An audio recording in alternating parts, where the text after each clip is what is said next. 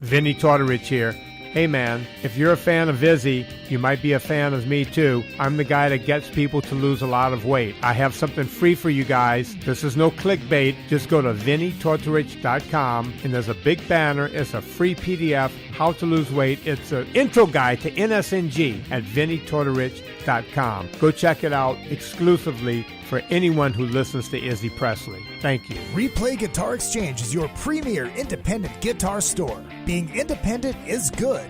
With all of the major brands, including new, vintage, and pre-owned, you can find the guitar, bass, amp, or accessory you are dreaming of. From vintage to the newest models, Replay Guitar Exchange can help you find that perfect piece. They have industry veteran expert staff, all players like you down to the owner. You aren't just getting a great guitar, you're getting the Replay difference. Find them online at replayguitar.com and find your dream guitar today. Rockwood Saloon Authentic Apparel takes rock and roll fashion to a new level with their tees and tanks for men and women. They also make custom shirts, jackets, vests, pants, hoodies, beanies, and more. The Rockwood Graphics Department can design anything from your logo, t-shirt design, promo posters, band swag, and printed at great prices. From tour shirts and custom stage gear to killer threads for the street to the stage, Rockwood Saloon has it all. Rockwood Saloon, authentic rock and roll apparel for stage and street. World tour tested for quality, comfort, style, and durability. Check them out at www.rockwoodsaloon.com. That's rockwoodsaloon.com. Hi, this is Bobby Brown, and welcome to another fucking podcast. You kids with your loud music and your Dan Fogelberg, your Zima, hula hoops, and Pac-Man video games, don't you see? People today have attention spans that can only be measured in nanoseconds. See, son, old legends never die. They just lose weight. Like a legend and an outerwood bum with a lot of light.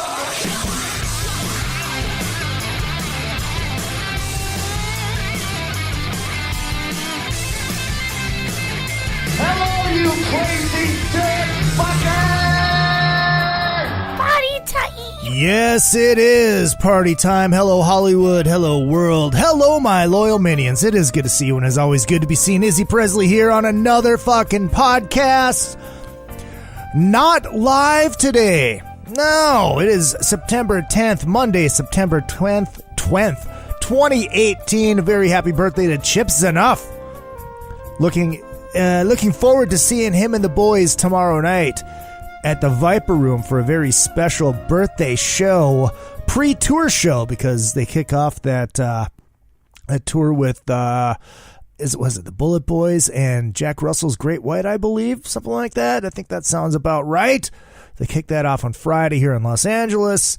So Chipper's in town, and I think I saw Tori just landed. So yay, Tori's here! Yay! Probably did not bring me Michelob Golden Light. It's a requisite.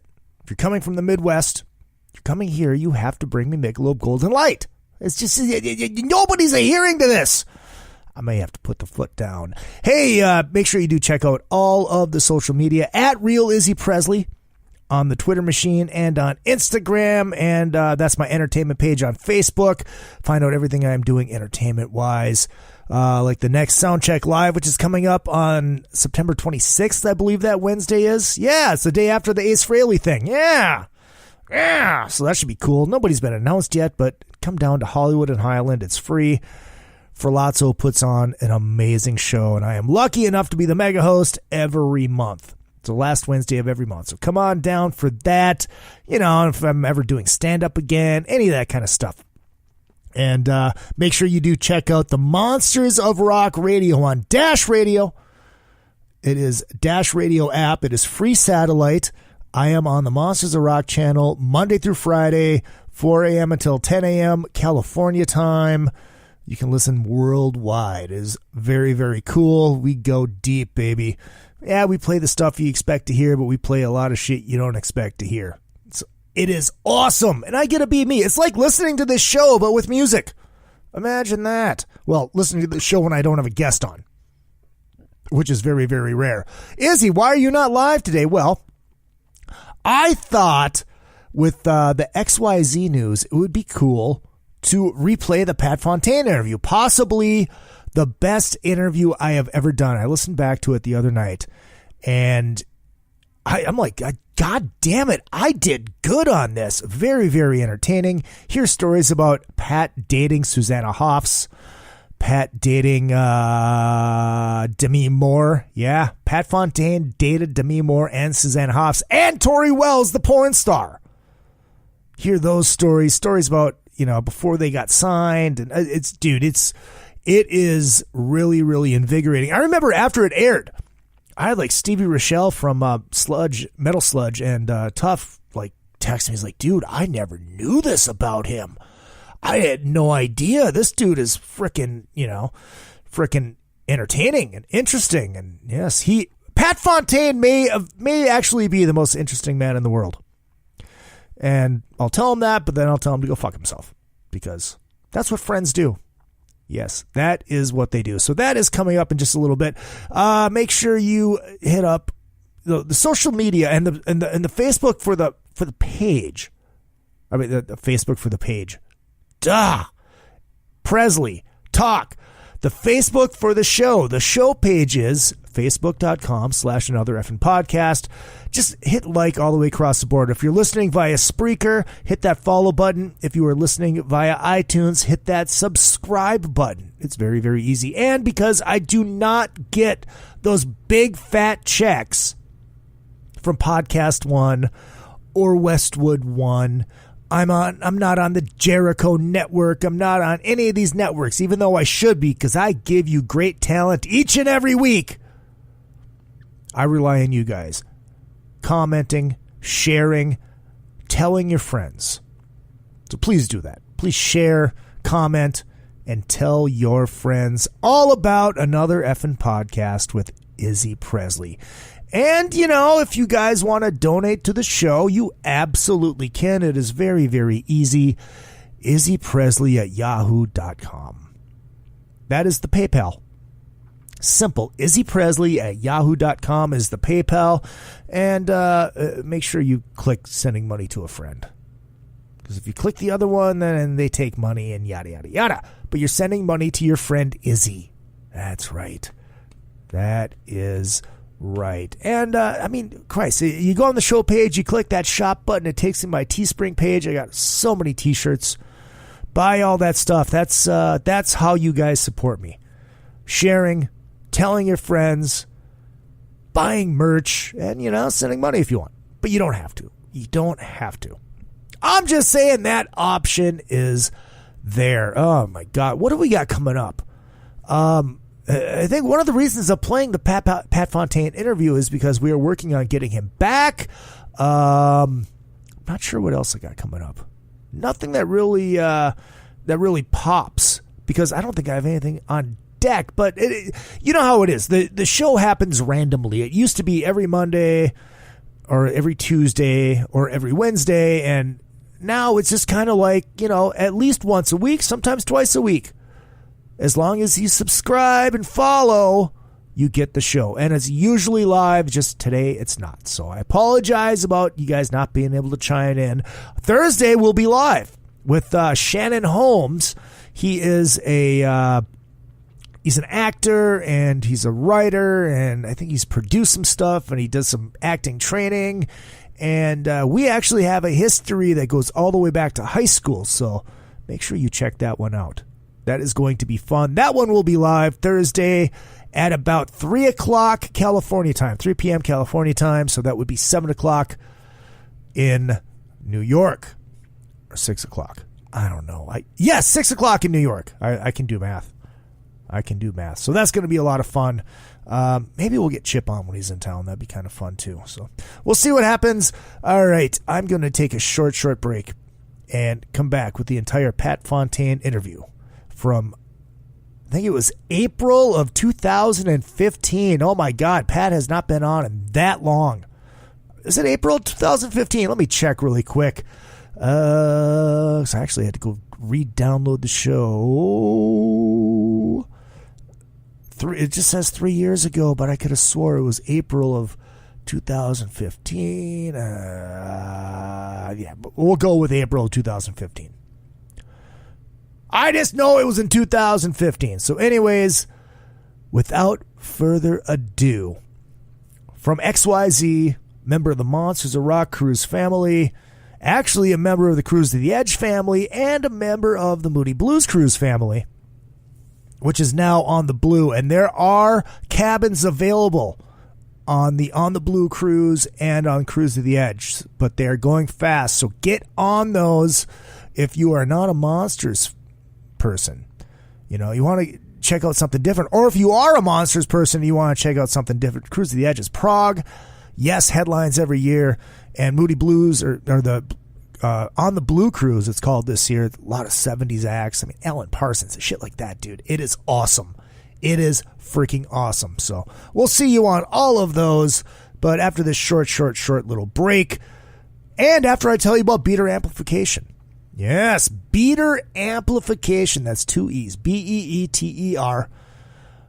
Balls out, testicular fortitude, rock and roll tone. 100 watts of power, 3 channels.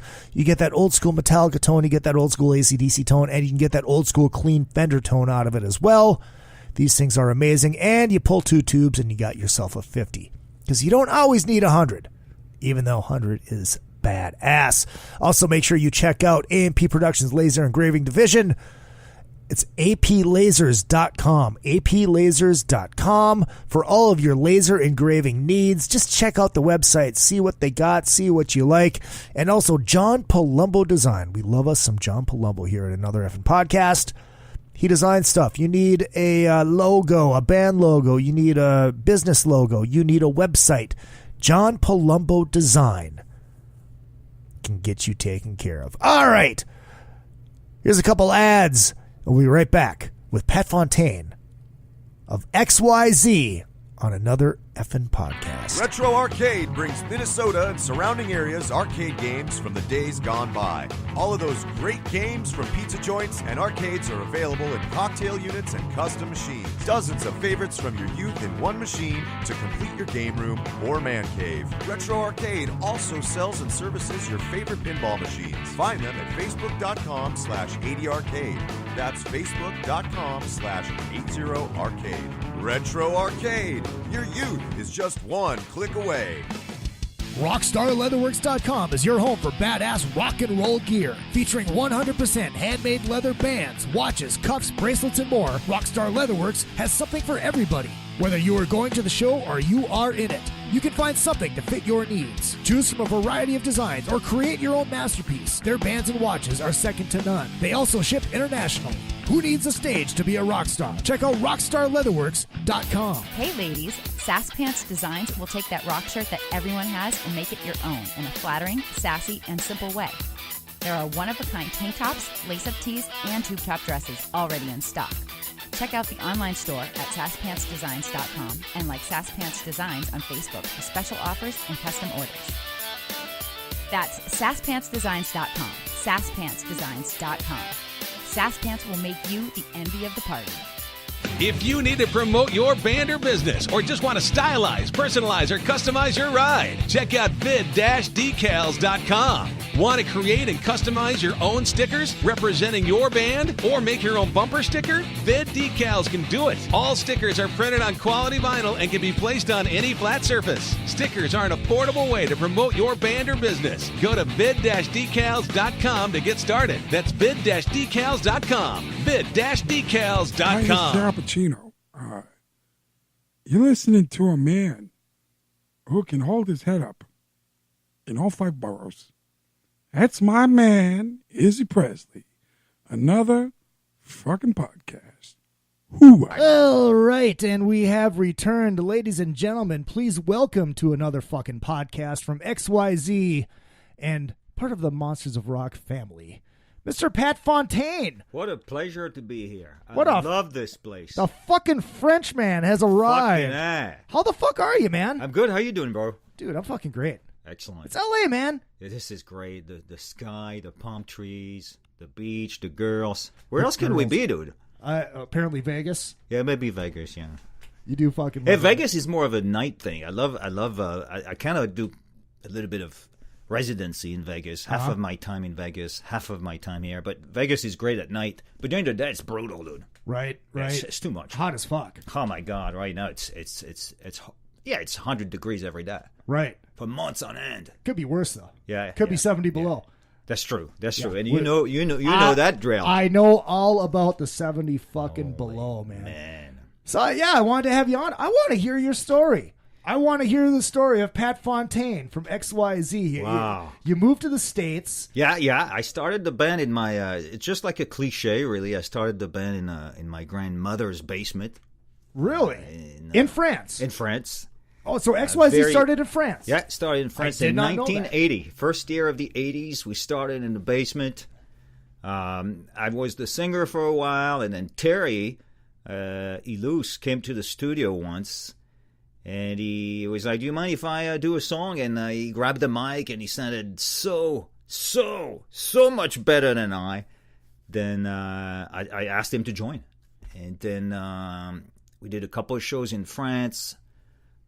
Got a tour with a girls' school. I don't know if you remember this band. Back when Phil Lewis is in it, correct? Yeah, that's right. Way back in the day. So you and Phil go way back. Yeah, we never really had a great relationship, but we do go way back. Way back. I was always commuting between London and Paris in the late 70s, really, early 80s, trying to get the band rolling. So I met kind of a bunch of people at the time. Of course, Def Leppard didn't exist, so it was Phil Lewis and that's right, and Phil Collins. That's right. It was pre-Def Leppard. It was awesome. And then at one point, I told Terry and the rest of my guys, I said, "Look, if we're gonna do this, let's do it the right way." And we kind of all knew it was all about Van Halen in Los Angeles. Right. We saw those videos, and my manager played us Running with the Devil, and we just sat there mesmerized. And then Eruption came on the vinyl, and we just stood there silent, thinking, wow, this we need to be there. Right. We need to get there. So after all the immigration push and pull thing, Terry and I, we said, okay, let's do this. Let's get on the plane. Let's make our way to Los Angeles and just give it a shot. So it was just you and Terry that came over. Yeah, you at first everybody came, and okay. as you know, transplants either adapt or they don't. Right. The rest of my guys, the first drummer, Paul, very good drummer.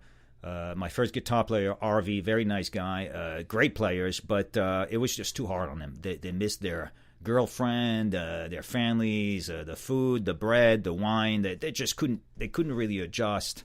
So they went home after about 6 months, and then Terry and I stuck it out. We were like two pit bulls. We were not going to go home. Right. And then we started to recruit people. We recruited different guitar players, different drummers. Slowly but surely, we managed to put a band together to play the clubs, play the whiskey, and it was a day at a time, baby steps, really. Right. Is there any names that you remember that tried out, or you guys tried out, that went on to do other things? The first guy we hired, Bobby Piper, great guitar player, went to heaven. Okay. The singer just died a couple of weeks ago. Oh, wow. You remember, what's his name? I forgot his name. Yeah, I can't. Great singer, but heaven took him away from us. And then we had a couple of guys in and out of Ozzy. Everybody was playing for Ozzy at one point. Right. We had a moment with Scott from Judas Priest on drums. Oh, Played drums for us for like 2 or 3 weeks, but he was too tall. I love Scott, but dude, you're too tall. And fucking drummers, man! I swear to God. In the picture, it didn't look right because Terry is not exactly the tallest man alive. Terry's a little guy. Yeah. So sitting next to Scott Travis, it looked weird. And Scott was a great drummer, so he stayed with us for a while. Then we had a couple of guys come in and out, and then finally we settled with Paul Monroe. We settled because it was 2 days before a show at the Whiskey, and the drummer we had at the time just didn't work out. And Paul, we didn't know him. I didn't know if he could play drums. In fact.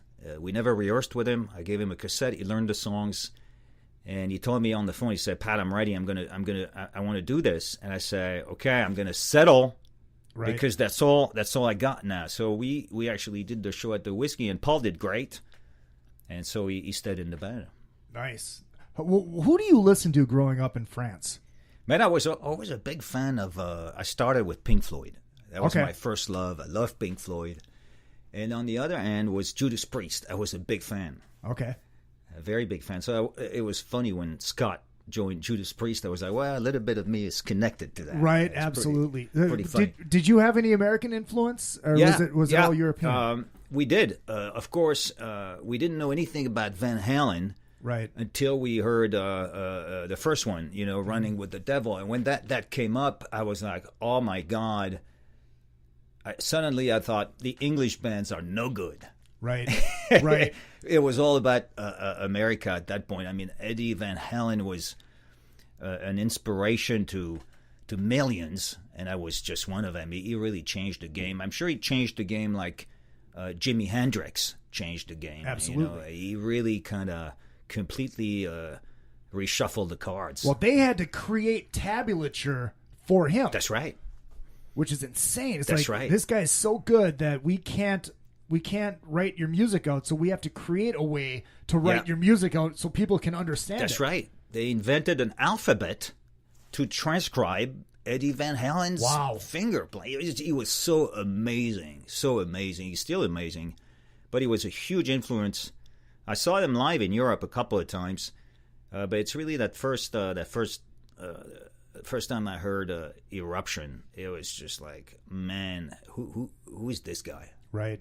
Who the fuck is this guy? Right. Where the hell did this come from? And it was just like, it just smelled like California. It smelled like palm trees and suntan oil. And right. So so when you got here, that's when like Randy Rhoads is still playing with Quiet Riot. Yeah. It was really, and we got here in 1982. So of course, Poison was already on the Strip, passing flyers, and Guns N' Roses, and all the early Motley Crue was still kind of playing clubs, really, even though they were already pretty big. We're on the same label for a while, and it was really this magical moment in Hollywood, really, 82, right. 83, 84, Whitesnake and Quiet Riot, and it was just this amazing place to be. Everybody was just so blessed to be there. I think we didn't know how special it was as we lived it. But now that I look back, it was just a magical moment. And it's funny because we toured Europe last year or the year before. And at the meet and greets after the shows, every kid in Europe, especially Scandinavia, they all want to know about Hollywood in the 80s, 85, I want to know about Hollywood in the 80s. Even though I know about it, I love hearing about it. I mean, it was such a magical place, It was a moment in time, perhaps like San Francisco in the late 60s, Okay. Perhaps that type of thing. Nothing lasts forever, as we know. Right. But Hollywood in the mid-'80s or late 80s was really this magical place. You could sit at the Rainbow and chit-chat with Tommy Lee and have a beer with Axl Rose and flirt with the girls that were all flocked around the Poison guys. Right. It was just awesome. It was really the best time ever. The girls were sexy. They had mini skirts and fishnets. Oh, yeah. And, dressed like a bunch of hoes. That's right. I loved every minute of it. Fuck yeah. Did you ever get to go to the famous Motley parties behind the whiskey? No, for a minute, Tommy Lee and I shared a girlfriend. So I saw him at the apartment. We lived a block from the whiskey with this girl. And so I saw him in the morning when he came back from rehearsal, and we never really talked because there was like this friction. Right.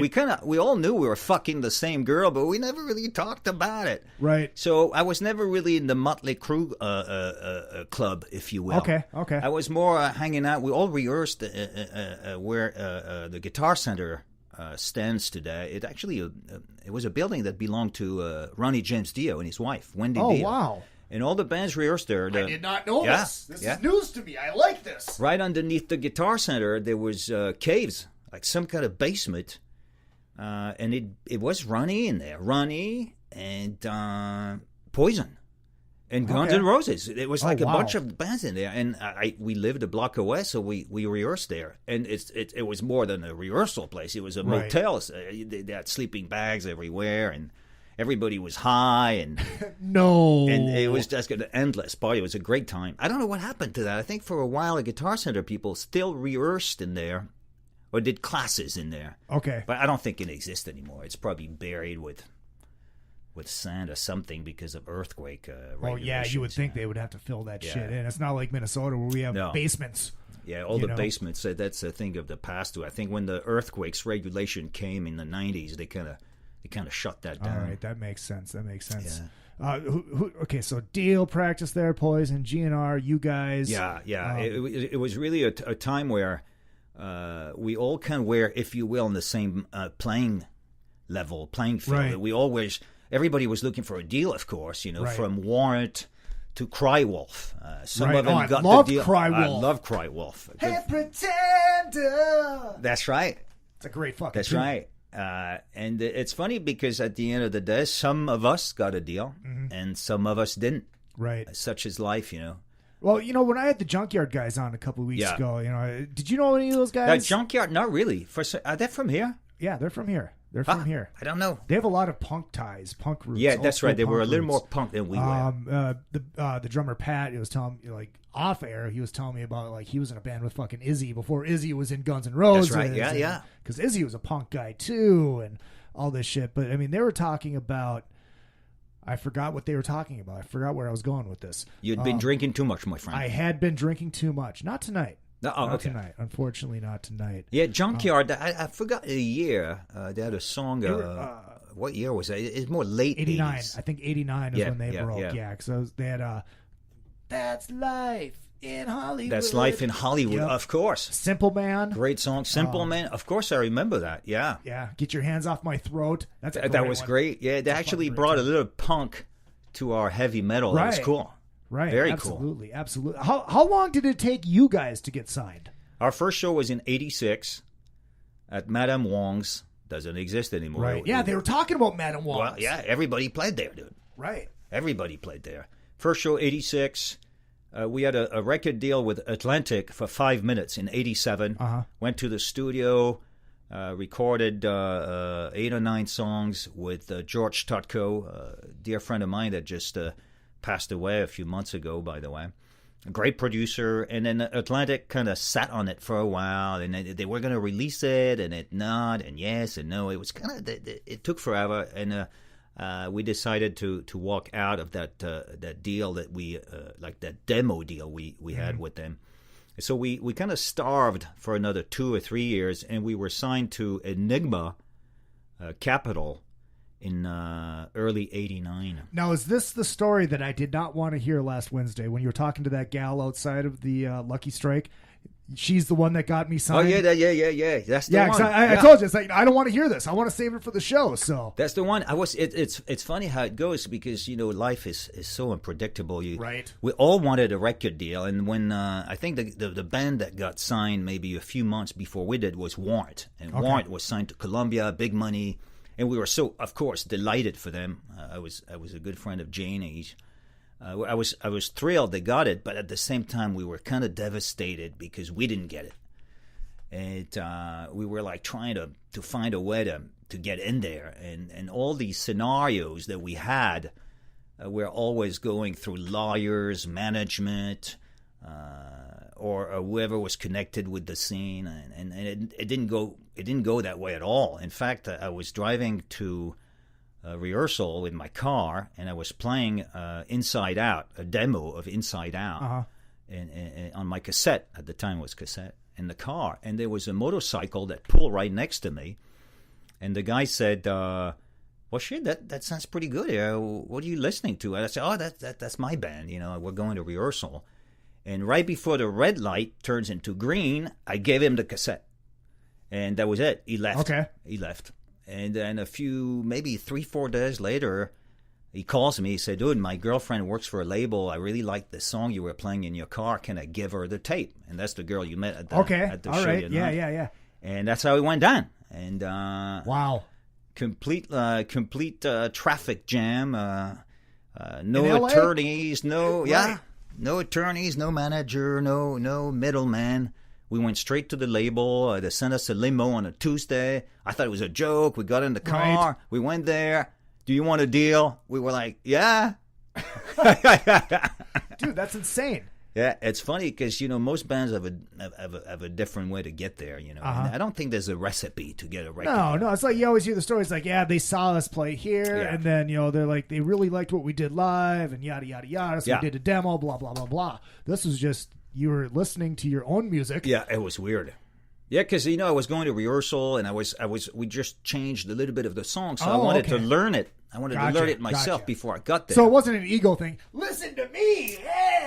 No, I was like, dude, I better get my shit together and learn this song before I get there. Right. And I don't know. I didn't even have a convertible. I don't know how you heard it. The windows were down. Playing like an old Kratos stereo. Yeah. Just fucking crackling. He had a Chevy Nova from 1972, and it was beat to hell. And we kept that car for years. We kept it and kept it and kept it all the way to the record deal. So. Oh, wow. Now, you hear Blackie and you hear all these guys talking about, what they were going through in these days, like living in closets. And, what was your experience like? Yeah, we all lived in an apartment on Fountain Avenue, right next to the Guitar Center.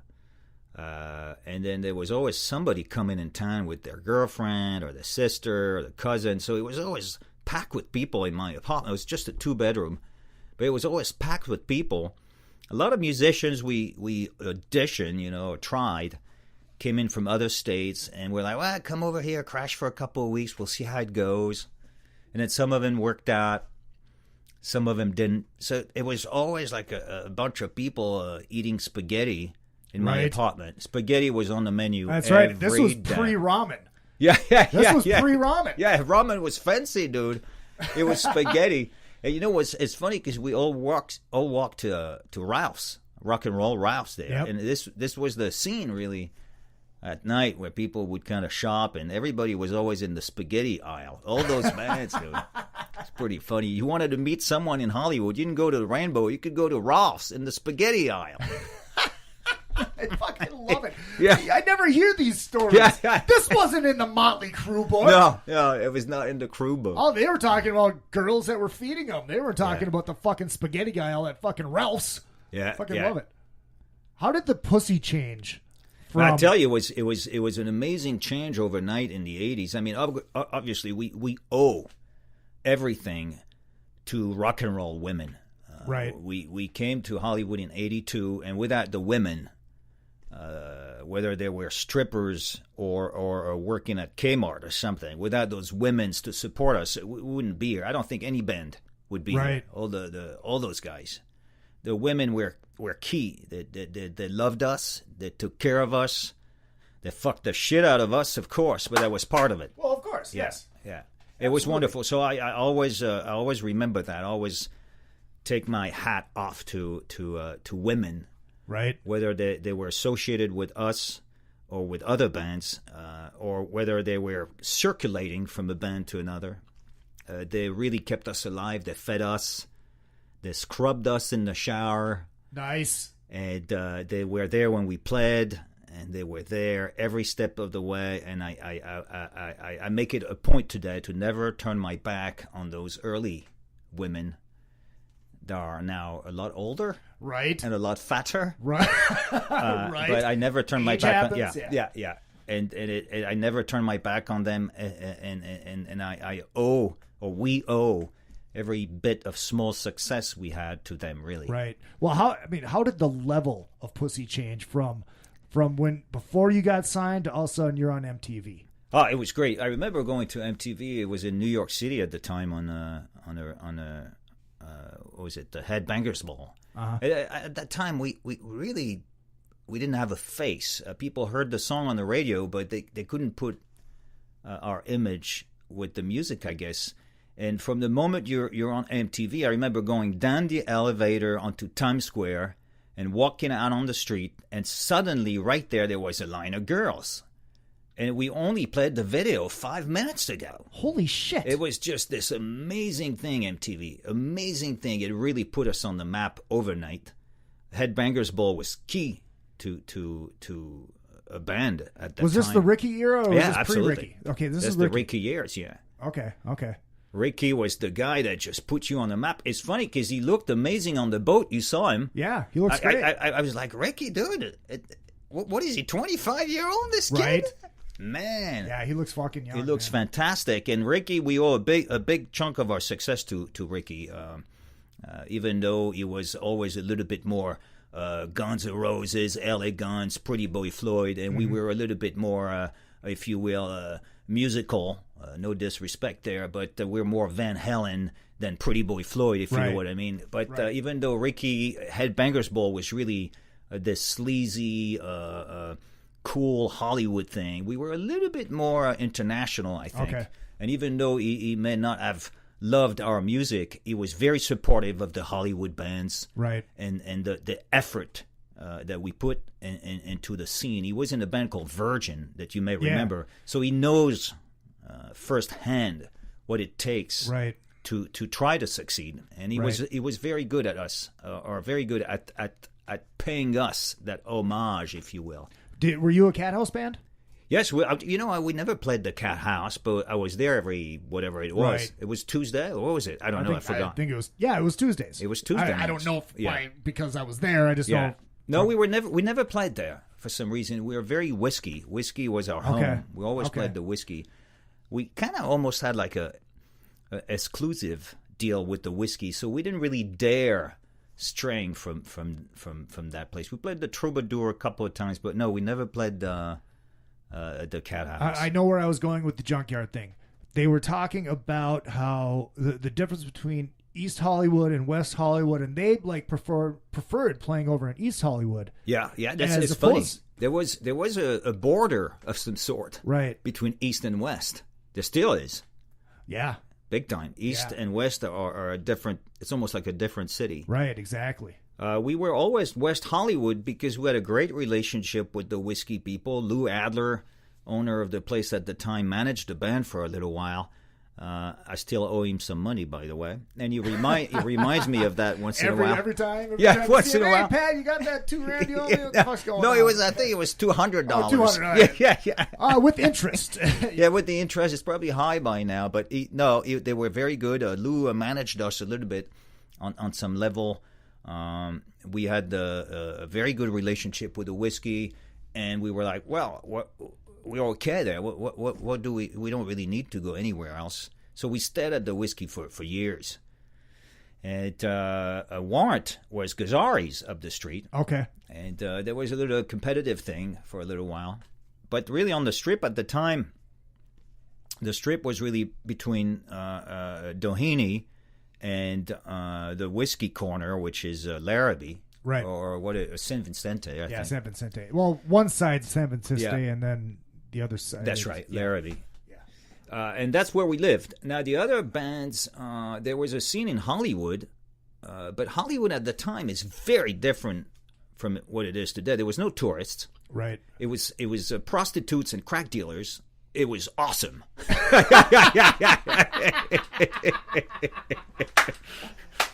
You can still find the prostitutes in Santa Monica, but there's a 99% chance they have cocks. Yeah. It was very different today. Hollywood, as you know, it's kind of Disneyland. Right. It's very safe and organized and clean. But back in the day, it was kind of dangerous, a little shady at night. A lot of bands were kind of flocking around the MI, the Musical Institute there. They had good rehearsal spaces underneath the building. But we never really played the Hollywood clubs for some reason. None of them are here today. Right. I think they're all gone. But they were the clubs that existed in Hollywood catered more to a punk scene, if you will. Which makes sense That's for the right. Junkyard guys, because that's where they came from. And then the rock and roll, the more melodic rock was really the Strip. Okay. Gazzari's, the Roxy, the Rainbow. At the time, the Viper Room was called the Central, and it was pre-Johnny Depp, of course. It was more of a country bar, really, in fact. Oh, really? Oh, yeah. But we did play there a few times. They had some rock and roll bands, but that was before they were called the Viper Room. Right. Yeah, because I think he bought that in, the 90s? Must have been very late 80s or early 90s. Early 90s? Yeah. What was it like for you guys? I mean, how long did your run last? Well, from 86 to 89, 3 years in Hollywood, really playing the clubs. Then we got signed. Right. And in some strange way, the record company decided that we should almost turn our backs to Hollywood and really focus on the East Coast. So we did major tours on the East Coast. We only played Hollywood. We did the Palace, which is now something else, the Avalon, I think, or not even. They changed that again, I think. I don't know what's the name of it today. I have no idea. Yeah, we did the Palace when the KNAC people were really behind us. But we never really played Hollywood as a signed band, which is kind of a shame. We were always very we went gold in Canada very quickly. So the label thought those guys need to tour Canada. So we were in Canada for months at a time. And we were kind of hoping they would bring us back to the sun, to California. Right. But, sometimes you don't choose your audience, and you go where the records are selling. Right, absolutely. How was, being from France, how was your success in your homeland? We went back to Europe a couple of times. It's funny because we are from France, but we were always considered, for some strange reason, a German band by the European press. So I was always trying to explain to people, no, we're not from Germany. We're actually born in France. Even today, when I do interviews, some people always kind of confuse us with German bands, maybe because of the Scorpions and Accept and all those bands that came from Germany, where really no bands came from France. So maybe the journalists or the people in the business kind of associate Europe with either England or Germany, and the rest doesn't exist. So that's probably the thing here. But it was always great. We did very good in Switzerland. Great in Germany, of course. Great in Scandinavia. France was, believe it or not, really not our favorite target. Still, we go to France, of course, for the food and the wine. Right. The rock scene in France has never been great. Right. Today is very, very dense, very disco, very techno, very, very computer. And you think of Paris, you think of high scale. That's right. Yeah.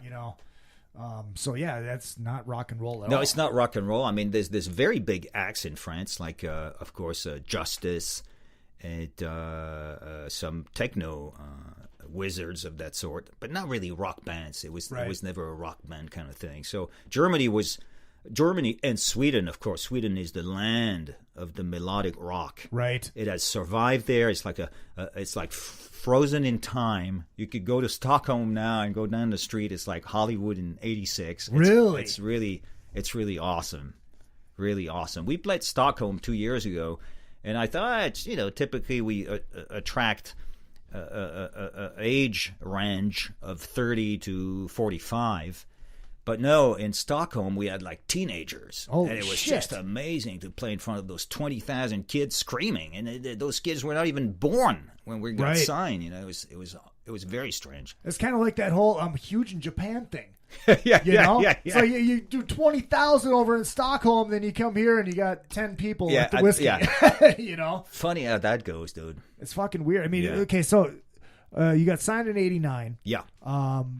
And the first record comes out. Yeah. Was there a second? Was there a follow up? Yeah. I don't know that much about XYZ. Yeah. It's funny because we were signed in '89. That's true. The first record did pretty good. We charted very quickly.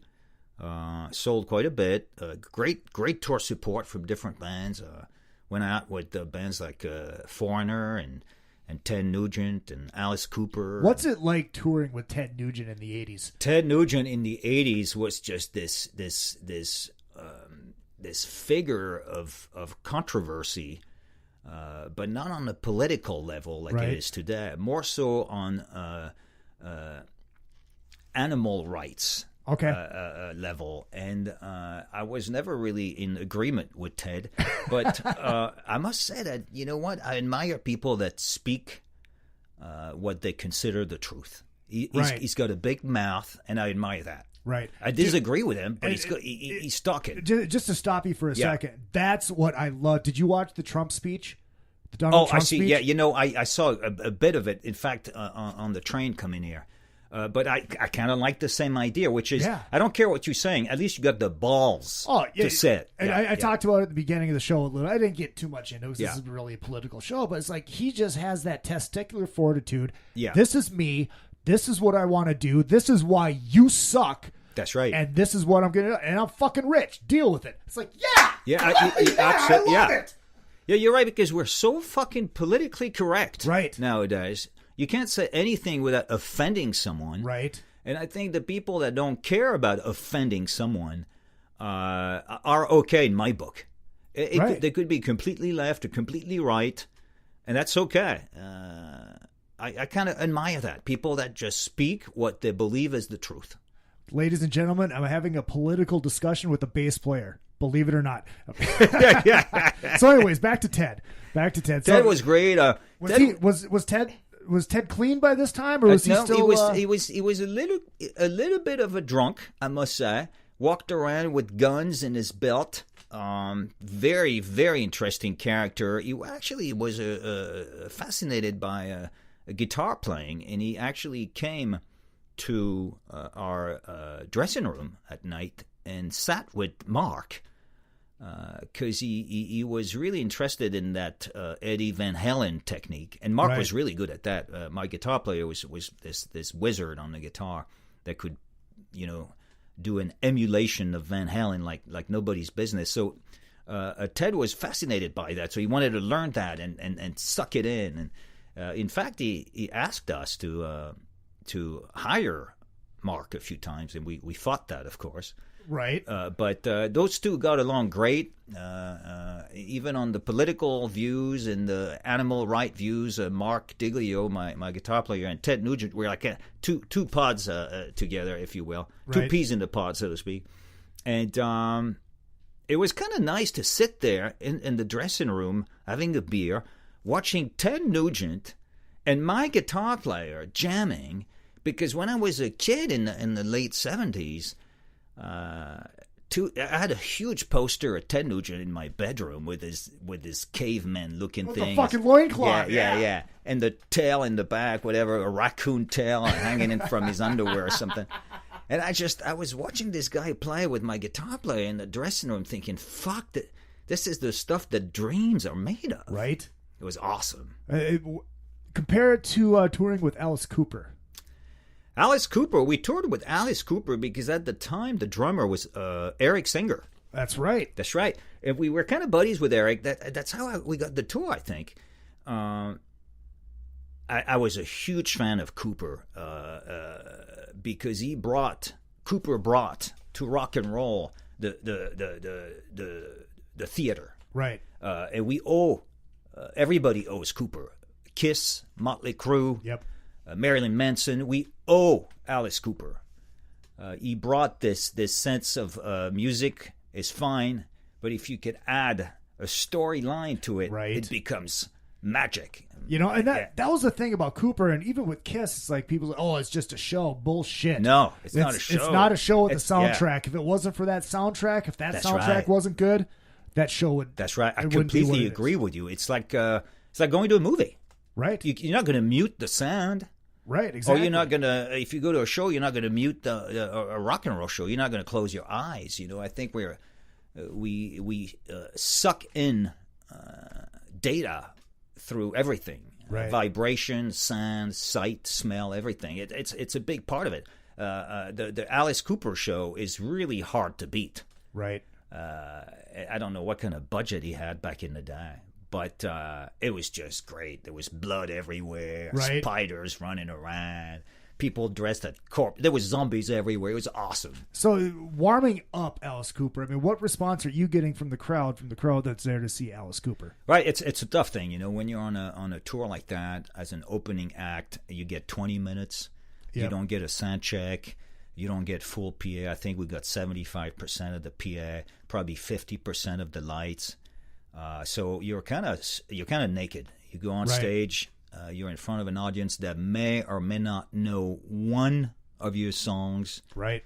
So you kind of play that song, hoping they heard it on the radio that day. It's a tough spot, but you're exposed to a lot of people. And I think if you gain even 50, 100 people every night. Damn, even if you gain 30 people or 25 every night, that's still pretty good. Right, because they're going to go buy the record and they're going to, yeah, hey, check this record out to their friends. That's right. That's it's right. funny because I was talking to PJ Farley on the phone before you came in here, and that was one thing I told him, was like, first time I saw Trickster, they were opening for Kiss. That's it was right. Kiss, I remember Great that. White, and Trickster. Yeah. And I didn't want to see fucking Trickster. No. I didn't want to see Great White. Yeah, I was in Kiss mode. I only wanted to see Kiss. So of course it was like, But then I go see Trickster in a fucking club when they come through come to St. Cloud in the little fucking ballroom in the town that I'm in, and it's like, I get it now. Yeah. You know, I get it. It's tough. Opening for a big act is tough. But I think at the end of the day, exposure is worth it. You may be limited. You can't do what you want. There's rules. You can't get on the drum riser. Right. That type of thing. You only have a certain amount of space on stage, so you feel a little bit like you're being ripped off. But I think for the fans, the people that show up early, there's a certain amount of the crowd that is closed-minded, and a certain amount that is very open-minded. Right. So you're not going to win over the closed-minded. They want to see Kiss, or they want to see Cooper, and they paid their money to see that, and that's all they care about. I think there's quite a few people that are very open-minded, very receptive to new music, and it's the beauty of the system, that people are receptive to new music. I know I am. When I go see a band, I often say, you know what, I want to be there for the opening act because I don't know those guys and I want to check them out.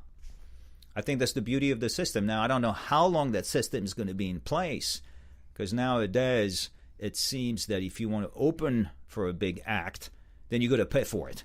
Right. So it's a little bit of a different system where the rich people get to be on stage and the poor one still in the club.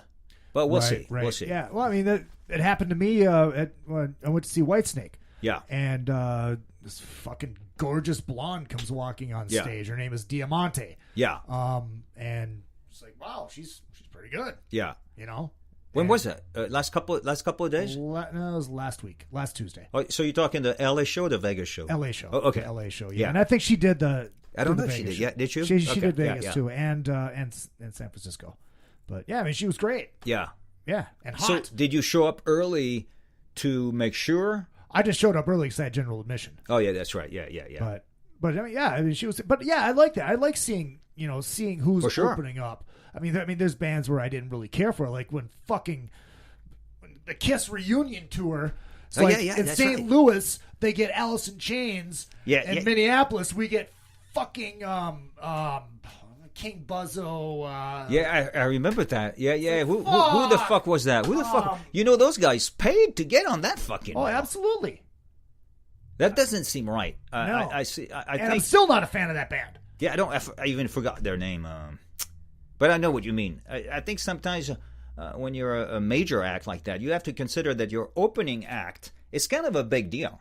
Oh, absolutely. It's a very big deal, and it should be something that not only works for your public, but also you're kind of returning the favor in some ways. You got big, not because of some magical fairy dust that came from the sky. Right. You got big because people bought your records, and I think it's fair to kind of pass that on to your opening act. Well, it's funny because Gene always brags about it. It's like, Bon Jovi, their first tour, yada, their first tour. Yeah. And like, when I had Mark Slaughter on here, we were talking about that. I asked him about the Kiss tour, and he goes, our very first show as Slaughter was opening for Kiss on that. Is that right? I didn't know that. Wow. Yeah. Because he, the whole thing happened with Vinny. They offered, Mark the deal because of the way it was set up. He was explaining it how when Steve Stevens left Billy Idol, that's when they started, putting these clauses in the contract where if one major part of the band leaves, we're going to retain your services, and that's how Slaughter got their deal. And they put the record together, and all of a sudden, boom, they're on tour with Kiss, not playing a single gig before it. That's amazing. You're right. That's insane. Bunch of guys from Vegas too, right? Yeah. Wow. Yeah. That's funny. Yeah, because Slaughter was never a Hollywood band. I don't remember them on the Strip at all. They never played. They never fucking played. Yeah, that's kind of amazing. So, Dana was in another band, wasn't he? Well, yeah, Dana and Mark were both in Vinnie Vincent. Yeah. So they had that going. Well, that's interesting. Yeah, I remember, in fact, that's the time where they changed the contracts, as you pointed out. Yeah, because Steve Stevens left Billy Idol and went and got his own deal. Okay, so the second record comes out. And is this like second record comes out? So now we're not on Enigma Capitol anymore. We're now on Capitol EMI. EMI bought the company. We're on Capitol, so a bigger label, if you will. We kind of opted to, after discussing it with our management, we opted to focus more on headlining clubs versus opening for a band. And maybe it was a good thing, maybe it was a bad thing. I'm not sure. We had a lot of fun. Of course, when you headline, you play longer. Yep. You could bring, you have your own tour bus. You have all the accoutrements, if you will, of a big show, the smoke machine and all that stuff. It was great. We felt like rock stars for a minute. We played all the clubs that would kind of take us, probably 500-600 seaters, a little bit like maybe Gazzari's or maybe the Palace kind of thing. It was a really good time. We may have missed out on a couple of bigger tours that we were offered, like the Aerosmith thing. Maybe it was a good move, maybe it was a bad move. I don't know. Very quickly into that tour, Alice in Chains came on the tube on MTV, followed by Nirvana very quickly. And I remember being in New York City. We played the Ritz in New York. And back to the hotel with a couple of girls. We saw Nirvana, Teen Spirit on TV, and I remember thinking, what the fuck is this? Right. And what is it going to do? And the next day we talked about it, and then went back to the room, and it was STP, Stone Temple Pilots, which I love. Yeah. It was on the TV too, and I remember my guitar player said, dude, it's over. It's over for us. The long hair, the cocaine, the pretty girls, it's over. And I thought, what the fuck are you talking about? The party rages on. I was like, no, this is fucking awesome, man. And he was right. Really, in a matter of months, 91, 92, the whole system just came to a screeching halt. I mean, if you had long hair and if you were not from Seattle, you were fucked. Right. It was really brutal. The radios across the states turned on bands like us overnight. Like that. Like really, no matter weeks. Wow. It's like once Nirvana hit, it was and over. then Alice in Chains. I remember the first time I heard Alice in Chains. It was Man in the Box. Man in the Box was awesome. In fact, Alice in Chains is a strange kind of hybrid, because I remember we played Cabo Wabo with them. I think they opened for us, in fact. So they kind of fit the melodic rock thing. Right. But they were nevertheless that hidden monster in there, the depressing heroin versus cocaine. This is what defines Seattle and Hollywood. Right, because you think of cocaine, you think of up. That's right. And you think of heroin, you think down. That's right. That's exactly what it is. In Hollywood, we did cocaine, and in Seattle, they did heroin. Completely different animal. And we went from party to depression. Right. As you remember, very quickly. Alice in Chains kind of managed to be a little bit in between, but as soon as Pearl Jam came about, dude, we were just screwed. And there was no fighting it. And even though today I still listen to Nirvana, because Dave is just not Kurt. I'm not really a huge fan of Kurt, but Dave Grohl. Dave Grohl is just this amazing creation. I don't know where he comes from, this guy, but he's magical. Did you know that he has never played a Nirvana song with the Foo Fighters? No, I didn't know that. I did not talk about something to respect. That's amazing. Because, I mean, he could go out there and do like a medley of Nirvana shit, but he doesn't. Wow. And what's his reasoning there? I don't know. That's very interesting. I mean, if I ever get the chance to talk to him, that's one of the things I would want to ask him. That is very interesting. And obviously, you heard what happened over the weekend. Yeah, he broke his leg somewhere in Sweden. Yeah. And he finished the show. Amazing. What this guy's amazing. Right. I have a lot of respect for this guy. Pearl Jam, I don't understand it. Yeah, I need to sit down with someone, somebody that's patient, that's going to explain. I don't get it. And the rest of Seattle, look, there was great bands in Seattle. And then God bless Seattle. I have a lot of friends in Seattle.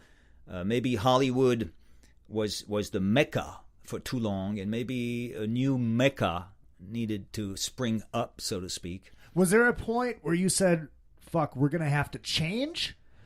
Yes. Did you try to? Yes, we went in the studio for a third record, and we all kind of had this let's change kind of thing. And I was like, you know what? Fuck, I don't think I want to do this. I didn't change, so I actually walked away from the band to start another band. Terry continued with maybe a slight change. Not he didn't go Seattle on us, but he kind of changed a little bit on the third XYZ record. I wrote the lyrics for that, but I was not involved with the music at all. But I think, look, we're all victim. I think we're all are victims of our surrounding. Oh, absolutely. We adapt. We're musicians. We want to earn a living at this. You got to adapt. I think when we came to Hollywood, we were very pop, and we adapted to this heavy metal scene by becoming harder and tougher and cranking up the distortion on the guitars a little bit. We adapted. Mm-hmm. And I think with Seattle, we all had a tendency to say, well, look, let's adapt again. Let's not talk about pussy anymore. Let's talk about death. Right. And I was like, dude, I can't really write songs about death. I was the lyricist for the band, and lyrically, I just couldn't do it. It's not my thing. Were you able to go back to when you were a struggling band? That's another thing I want to ask you too. But were you able to go back to that time?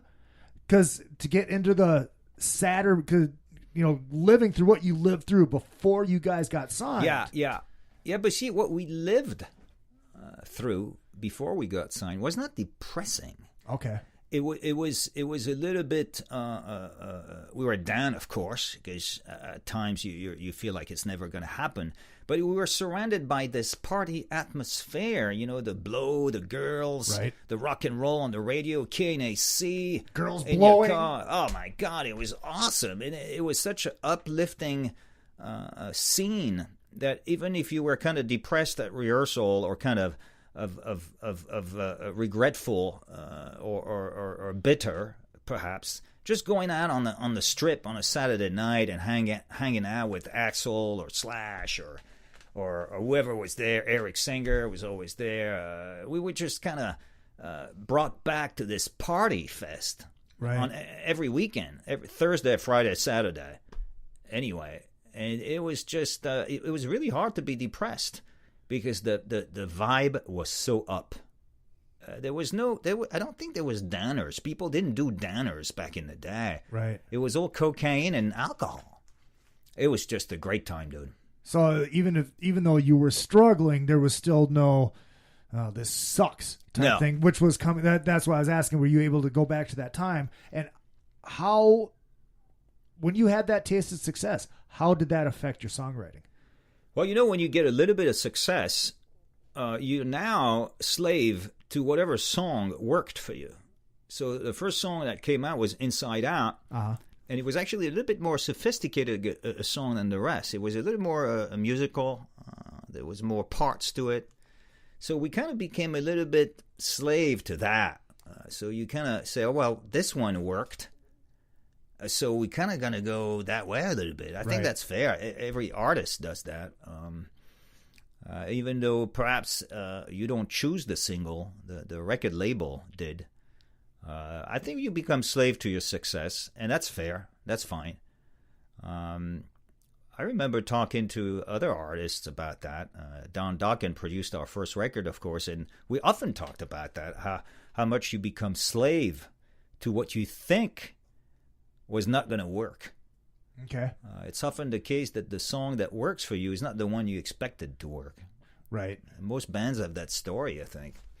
But that's okay. It's better to be slave to something you created than to get a factory job. That's what I always tell I tell my musicians that every day. I say, dude, you're not going to a factory tomorrow to earn a living, so this is a blessing. What we're doing is just amazing. The fact that somebody actually supported me. Record label supported us for the last 20 years, and then we could earn a living at doing something like this. It's just completely amazing.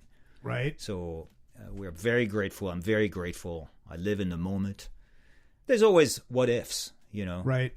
But this is great. This has been a great run. I'm so delighted this revival is taking place. In fact, I met you because of that revival. Because of this, because of the Monsters of Rock. Yeah, Monsters of Rock, of course, is what put it back on the map, on the water, right, so to speak. on the water, absolutely. yeah, absolutely. It's awesome. I mean, being on the ship last couple of years with you, in fact, you see all those bands and all this talent, great singers, great guitar players, wonderful drummers.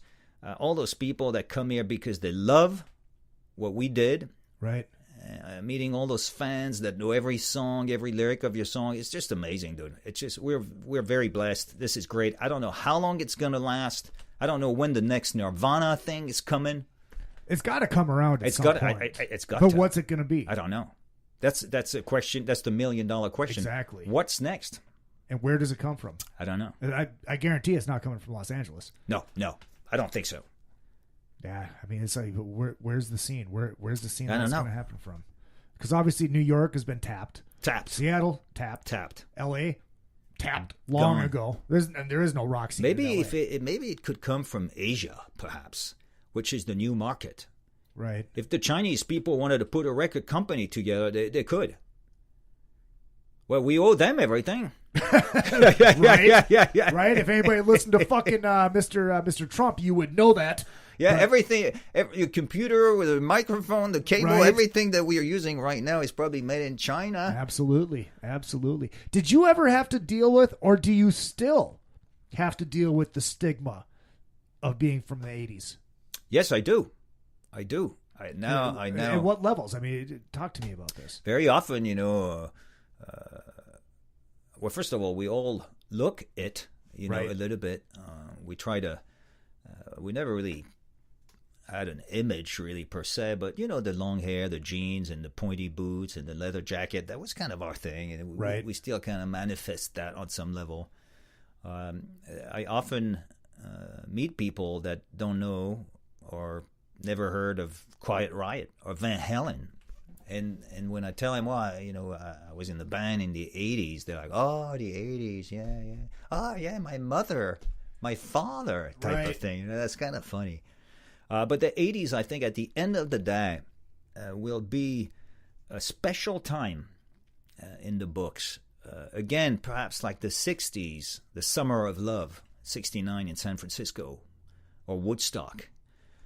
It could be that the 70s don't really stick around for that long. The 70s were not really fun for anyone, I think, except the disco people. But the 60s, the 80s, I think the 90s will disappear in this depressing cloud of darkness. Right. Now, the new millennium, I don't know. It doesn't seem like this new... I remember when Rage Against the Machine came up, I was very excited because they had a hybrid of what we did and what the rapper did. It was this magical... I'm a big fan of Rage. I thought they had this combination of creativity that was very refreshing, and I was very excited as an artist. But now, where is that? I don't know. I don't know what happened to that. There's a couple of bands that went into that hybrid that I thought was brilliant. I love, for instance, Linkin Park. I'm a big fan of Linkin Park, or Disturb, I remember was one of my favorite 10 years ago. But I'd love to hear a band that comes with what Eddie Van Halen came with, or what Jimi Hendrix came with. People that came in with something so special and had imitators in their wake. We were imitators. Right. We wanted to be Van Halen. Something that's going to make your jaw drop. That's right. Like the first time I saw Metallica. I knew nothing about Metallica. Yeah, it was the Monsters of Rock tour. Yeah, what year was that then? 88. Van Halen, Scorpions, Doc, and Metallica, because it was before Justice came out. It was like that's right. It was like the garage read. AC/DC on the bill too, right? No. It was Van Halen, Scorpions, Doc, and Metallica, and Kingdom Come. I see. That's right. And Oh, man. I think I had heard part of Sanitarium on MTV. Yeah. That was it. That was during the special. That's right. I had no fucking idea what I was in store Where was it? for. What city was it? It was in Minneapolis. Yeah, the Metrodome, because it was the tour. That's right. I did that tour, and I just remember when Metallica hit that stage and they started playing, my jaw dropped. I'm like, wow, what the fuck is this? I bought Puppets the next day. Hey, who was playing right before them? Kingdom Come. That's a great band too, dude. Fucking amazing band. Amazing band. That's another band that they get that Kingdom Come. That's right. Amazing, but they get that thing. Oh, they're just trying to be Led Zeppelin. Everybody's trying to be fucking. Yeah, Led everybody is trying to be their Led Zeppelin, Deep Purple, or Van Halen, right? Or AC/DC, right? I had heard Vito Bratta. He was on. He did this interview with Eddie Trunk a few years back. It was like first time he had spoken in public in years. And he was telling a story. This is kind of where I was going with that stigma thing. Yeah. In the mid 90s, himself and I can't remember the other person, they put together a demo. Yeah. And they sat down with record execs. They listened to it. This is fucking awesome. We love this. Yeah. Who are you? I'm Vito Bratta from White Lion. Yeah. Okay, we're going to pass. Yeah. That's crazy shit. That's insane. Yeah. Yeah. Insane. I mean, have you dealt with that? I mean, a little bit. I was lucky enough to sign another contract with a band in '96 on Interscope. We actually went on the Roar tour with Iggy Pop. We actually did well, and I remember being in the label up in Westwood at the time. And we kind of talked about it a little bit because the guy that worked at the label told me, but I see you were in a band in the 80s called XYZ. How do you feel about it? Is it something you want to advertise? And I told the guy, I said, look, my past is what it is, and I have no problem advertising it. And he was like, well, we do. So they kind of thought that the 80s were a bad idea. And I kind of, on a marketing point of view, maybe I could respect that. It was the time, and I thought, okay, we'll keep it quiet for a bit. So I never really talked about it when we were on the tour with Iggy Pop and nothing. We had meet and greets and stuff like that and interviews. I never really brought it up, but that time is gone. Right. The 80s are back. Now I think most people look back to the 80s as a good time. Right. Whether you were in Madonna or Van Halen, it was a wonderful time. Well, and I think the thing that people can say all they fucking want about the over the top, the cheesiness, yada, yada. And there was some of that. There was a lot of that. But in the 80s, you guys could play your fucking instruments. Yeah. We actually had to play. I'm a big fan of technology. I have a home studio. I run, Pro Tools with all kinds of software and plugins. I'm a big fan of using the computer to do your work. Now, back in the day, there was no computer. And when we went in the studio, you had to sit on a chair with your guitar, your bass, or your drums and actually play those fucking parts. Absolutely. And if you didn't get it right, you had to do it again and again and again. There was no auto-tune. There was no fixing it. There was no nothing. I know. Yeah. Think about in the 50s and the 60s. God. They had one take. That's right. They had one take. And a lot of times, one microphone in the room. I think of the Beatles with the 4-track. Right. How did they do it, dude? They were fucking good. That's the Stones, the Rolling Stones, with really they had the first 8-track, but even 8-track for a 5-piece, that's crazy. Right. I don't know how they do it. It's amazing. And almost no technology to correct a mistake whatsoever. Now, in the 80s, we had some technology. You could cut the tape with a razor blade. Right. You could glue it back together. You could hope it would work that way. Back in the 60s or 50s, no way, dude. I don't know how to do it. Yeah, it was one take. Amazing. That's why the fucking the Wall of Doom or whatever the fuck they were called. Yeah. What was the backup band they used for? Yeah, I know what you mean. The name escapes me. But yeah, that's why they had them play on everything because they were that fucking good. Yeah. All right, so guys are on MTV. Yeah. The pussy level goes from groupies from 1 to 10. From groupies to porn stars and actresses. Yeah. Give me some names.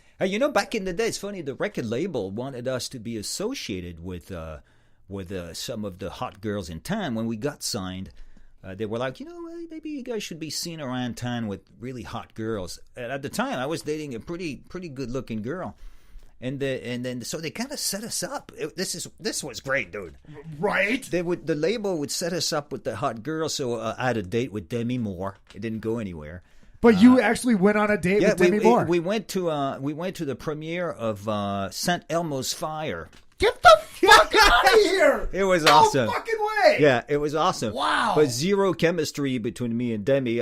She probably doesn't even remember me. And then the week after, I went out with Susan from the Bengals. She was hot. I am bowing to Pat Fontaine right now. The intro to my cover show, Under the Covers, starts out with Susanna Hoffs saying, "Hi, I'm Susanna Hoffs, and I just love being under the covers with Izzy Presley." Well, there you go. I was never lucky enough to be under the cover with her. Did you just one day? Or did you get to see her? No, I think we went out twice. Okay. The first time the label picked me up with the limo, and I didn't know who the hell she was really, but she was really good looking. This girl, gorgeous. Second time we went out, you know what? She probably doesn't even remember me, but it was kind of good. We had a little bit of chemistry. We went to some bar on Melrose, I think, and then for some reason, the week later, I was introduced to this porn star, Tori Wells. Jesus! I was gonna say you're gonna say Tori Wells, aren't you? Jesus Christ! You do not know how many loads I have blown to Tori Wells. Tori Wells. Night trips. My God, night trips. Before you go on with this story, she's got this movie called Night Trips that came out in the 80s. Yeah. Sexy fucking movie. Yeah. And there was this guy that I worked with. He was a mechanic. Yeah. And his wife was fucking ready to burst, pregnant as fuck, but nothing. Yeah. So the doctor said, well, get her horned up. I go, check out Night Trips.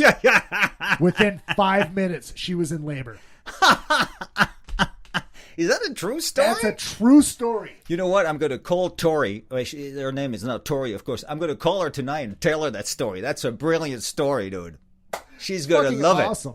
Actually, tell her to come on this show, then I will tell her story. We should do a show. Dude, that would be fucking great. Yeah. It's her birthday today. Happy birthday, Tori Wells. Yeah. Good one. Love it. Yes. So anyways, so you're on a date with Tori Wells. So Tori Wells, in fact, it's strange because I had chemistry with her immediately. She was gorgeous. She was fun. She moved in my apartment the next night, I think. Holy shit. We lived together for 2 years, dude. Wow. Yeah, I loved this girl. I loved her. She was a wonderful person, very funny. We had a substance problem, the two of us. So it's always difficult to merge two different problems. Right. Same substance? Yeah, same. We did blow like you would not believe. I was never into speed, but she was. So she went from blow to speed, and I can't follow you there. I'm not a speed type.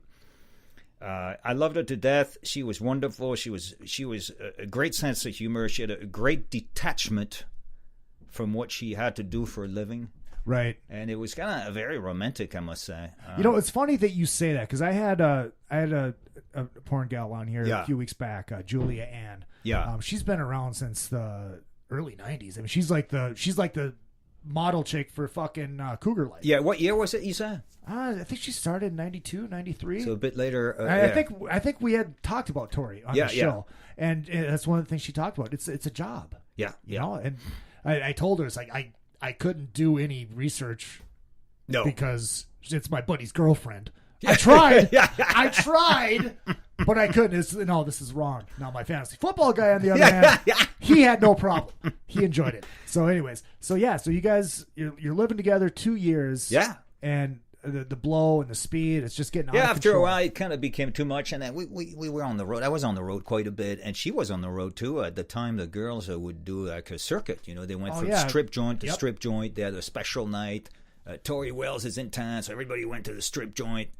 They would dance, do a couple, and there was like a huge meet and greet. In fact, I did a bunch of radio shows with her, K-Bear in Salt Lake City, and then I think WAAF in Boston. They put us on the air together. So it was kind of official that she was my girlfriend for a while, and then she was a lot more famous than me. So sure, I would kind of get all kinds of strange questions from the fans after the show about our love life. So it was kind of interesting. Was it tough dating a porn star? Yeah, at first I thought, this is kind of crazy because it sounded so much like a cliche. You're in a rock band, you date a porn star. It sounded so cliche that I thought it was kind of stupid. But I developed strong feelings for her. Right. I must say that I loved this girl. She was wonderful. And when she came back home from work, I would insist on a shower and a hot tub first. Get yourself cleaned out there, Toots. Yeah. But you know what? Those girls have, even though it was the 80s, they were already pretty safe. Right. We always were very careful with that. I went on the set with her a few times just to kind of check it out. It was kind of weird to witness your girlfriend being fucked by another couple of guys. It was kind of strange, but at the same time, it forces you, as a man, to detach a little bit, and that maybe is healthy, because we all have this jealousy inside of us, and sometimes it gets the best of us, and not in a pretty way. So it has brought me, if you will, a certain detachment that you cannot control people. You can inflict rules on your loved ones because they will do what they do. Right. And to be jealous is maybe a little bit fun or romantic on a very, very small level, but it could become ridiculous and dangerous in the long run. So I look back and think it was a great lesson in relationship, and also a great discovery of things you could do in a bedroom. She was wonderful. She was amazing. Right. So fucking a porn star was all it was cracked up to be. It was strange, because often enough it was not even so much the fucking, but more so the romantic part of it, which is just holding one another after she fucked a couple of guys. The fact that she'd come home to me to lay in my bed and in my arms, really, with no requests, was kind of refreshing. It was pretty cool. Of course, she had no problems with me fucking groupies on the tour bus. I was going to ask you about that. Fucking awesome. When you get on the road, I mean, were you an angel or no, were you we fucked committed, everything that moved, dude. It was awesome. And we had that kind of relationship. We when I went home to Los Angeles, she was in my apartment waiting for me, and we were just the two of us against the world. But when I got back on the tour bus and she got back on her circuit, we kind of did what we had to do. And it was just kind of like, okay, well, I mean, you do this. This is your job. Yeah. And this is kind of my job. That kind of, she didn't really look at my job as fucking groupies, I guess. Well, it's part of the job. But I kind of told her, I said, look, I'm living this little fantasy life. I remember talking to her about it. I'm living this little fantasy. Every teenage boy in the world wants to be in a band on a tour bus. Fucking groupies. Absolutely. I want to be in a band on a tour bus. Fucking groupies. And I'd be happy with one. Yeah. And I thought, you know what? I'm lucky enough to be in that position. I don't know how long it's going to last, and I want to milk it for everything it's worth. Hey, no pun intended. Yeah. So I kind of did that. I think she got it. I think she got it. So the decline happens. The decline of rock and roll. The decline of rock and roll happens. You're at dating Susanna Hoffs, dating Demi Moore, dating Tori Wells for 2 years. Yeah. Where does the pussy go? It's funny when Nirvana came about. I remember, in fact, very well. I went to the Rainbow on a Saturday night, and there was this group of people outside the Rainbow, and they were dressed in such a peculiar way that I thought they were ridiculous. And now I see they were way ahead of everybody else. They were dressed in long johns with army boots and flannel shirts. And I thought, who the fuck are those people? Because we had leather jackets and jeans, and we always had a mini skirt wearing girl on our arms. Right. There was a bunch of those guys there. They had no girls with them.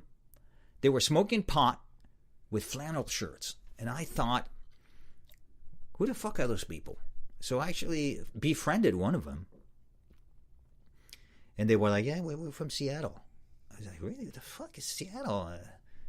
It really started to sink that there was this new wave of fashion and music and attitude. It was really a movement. It was a movement, and it came all the way to the rainbow on the beach, so to speak, on the like a whale. Oh, I can't remember who was telling me about it, but there was Alice in Chains and Pearl Jam, but Pearl Jam wasn't called Pearl Jam yet. Yeah, I don't know. And they played at the fucking Cat House. You're kidding? No. What was the name of the band? I can't remember. Whatever Pearl Jam was called before they were Pearl Jam. Wow, I'm amazed that those guys would have booked that type of music, but possibly. I think at one point we were. Well, you got to remember before the grunge thing happened, Alice in Chains was just a fucking rock band. That's right. You know? Man in the Box is awesome, dude. Yeah. We heard it on KNAC, and I was like, this is fucking great. And from what I'm told about Alice in Chains, it's, they were a rock band that looked like you guys, and all of a sudden it changed, and the record company goes, okay, you're going to pierce your nose, and you're going to wear flannel now. That's right. And then you remember there's a point, because I know you're a Metallica fan, you remember that point where Metallica shaved their heads? Yeah. That was a huge moment. Oh, yeah. It's not like we were attached to our hair by any means, really, but there was a point where we started to grasp the fact that the page was about to turn, and Metallica shaved their heads. It was all over Hollywood. Everybody talked about it because they're from San Francisco. They're not from here, right? So they were not hanging on the strip. They were not a strip band. Yeah, they hated it here. Yeah, they were not a Hollywood band. And we were all flipping through the pages of magazines. There was no internet at the time, looking at the picture of those guys with shaved heads, and we couldn't believe it.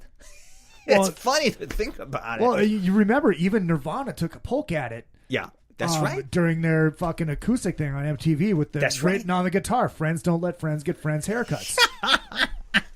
I remember that bit. It was awesome. That's true. But from that moment on, dude, it all went to shit. It all went to hell. But fucking... We're still alive. We're still alive. There's the music's still alive. Yeah, there's a new wave. There's a new. I think it in fact is the absence of record stores that has forced people into discovering the old music. And perhaps that's it's funny. There's a silver lining to that. I mean, obviously, Tower Records gone, right. Blockbuster, Virgin, everything's. There's no. See, we're spoiled here in Los Angeles because there are record stores all over the place. Yeah. It's not like that other places. No. Most cities don't have them. Right. When you want a record, you go on Amazon. Yeah. So I think the fact that most people have a hard time buying new music at a record store, they perhaps turn back to their old collection sitting in the attic or in the basement and say, wow, look at that. Hanoi Rocks, Hollywood Rose, Cry Wolf, or whatever it is they gathered from that time, Right. And I think that's kind of cool. So we come back up to the surface maybe in some ways. And people discover that back in the day we had to play our instruments. Right. We had to sing. Right. On key. Right? What's that? What's singing on key? I'm not familiar with this. Holy shit. Oh, man. So, I mean, what's the status of XYZ? Are you guys still together? we're still together. We took 2015 was a kind of a tough year for us. My guitar player had to go to rehab a couple of times. In fact, we canceled the last Monsters of Rock because of it. So he has a bit of a drinking problem, which is very rock and roll. Yes. We don't advertise it, but we're not afraid to acknowledge it. So he's been drinking a little bit too much, and we're trying to get that under control. So we took the year off, and we said, dude, you got to get your shit together.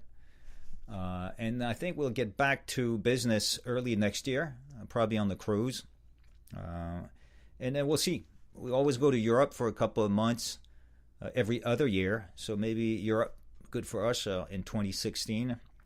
We're not really the type of band that does the weekend at the club thing. Right. We don't want to be in a minivan traveling through 100-degree weather from Vegas to Phoenix kind of thing. Right. Call us assholes, if you will. Well, you are French. yeah. I don't know, boy. The French are assholes. Yeah. Are the French assholes? Yes, indeed. All right, we're proud of it. All right, you're a French guy. What do you think about this fucking armpit hair movement that women are doing? You know, it's funny because you remember Madonna did that in the 80s. So it's a revival. You know, it's funny because I'm a big fan of this show, Naked and Afraid. Yes. I love that show on Discovery.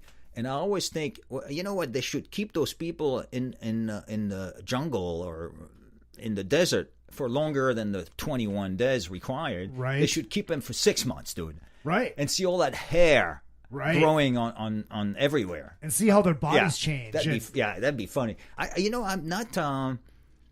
I think when you flip through the pages of an old porn magazine from the 70s, you could see that we have shaved everything. Oh, yes. Yeah. But bush that would knock my Aunt Connie's socks off. They call it 70s porn bush. That's right. It's pretty funny. But I think we're victims of fashion. Right. We all are, and we embrace the new thing. I'm not against the hair thing. I think women grow hair under their arm.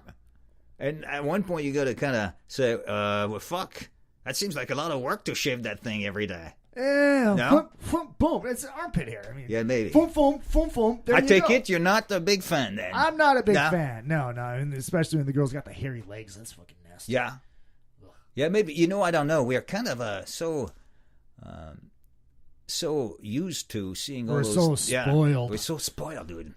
But I think if we were to be dumped on an island long enough, I think after a while I'd say, fuck it, I'm growing a beard. Right? And you would have to. Yeah. And I think my companion, I'm hoping my companion is female. I think my companion would say, fuck it, I'm not shaving my armpits no more. Oh, my God. If I was to be gay, like if they made a law or they made it, like illegal not to be or something. Yeah, that's right. If there was a law.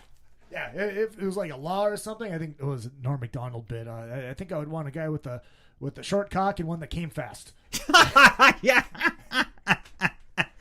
Good point. Very good point. Dude, this has been a blast. Yeah, it was a great. Dude, you are welcome to come back at any time. It's a pleasure. Anytime you got something to fucking talk about, say, Izzy, I want to come on. I will. I will call you. I'll bug the fuck out of you. Absolutely. Dude, thank you so much. No problem. XYZ will be back next year. Yeah. And fucking everything's going to be fucking moving ahead. All right, guys, this has been a fucking blast. Pat Fontaine, amazing. See you guys later.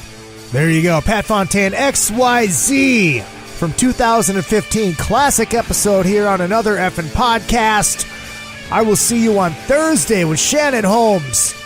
Actor, writer, producer, all that kind of good stuff. That is going to be a lot of fun. Catching up, which I will dub the car wash episode.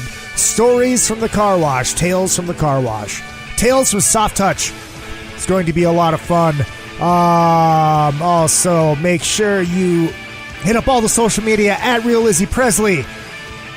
And another effing podcast on Facebook. Buy merch. Send money. IzzyPresley at yahoo.com is your PayPal. It's that simple. All right, we'll see you on Thursday with a live episode. Don't forget, I do love you all. And what I lack in talent, I make up for in cock. Bye-bye. Also, 4 a.m. tomorrow morning, Monsters of Rock, Dash Radio, 4 a.m. California time. I'm your morning gas bag. Go fuck yourselves.